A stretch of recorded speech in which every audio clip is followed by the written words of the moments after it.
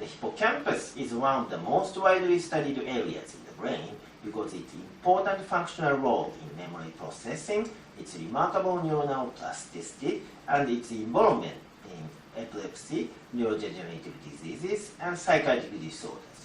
The hippocampus is composed of distinct regions, the dentate gyrus, CA1, and CA3. The dentate gyrus is a site of adult neurogenesis, and many researchers, maybe including you, are interested in this region. This video recorded protocol, we show a dissection technique for removing the dentate gyrus from adult mouse under stereomicroscope. This technique allows us to dissect out an intact whole dentate gyrus.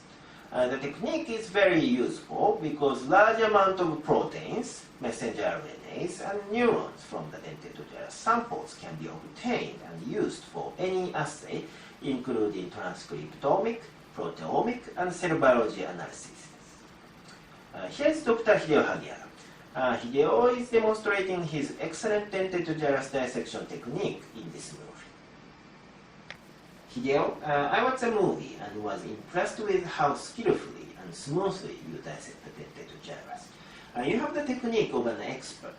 How many times did you have to practice this technique to reach this level of competence?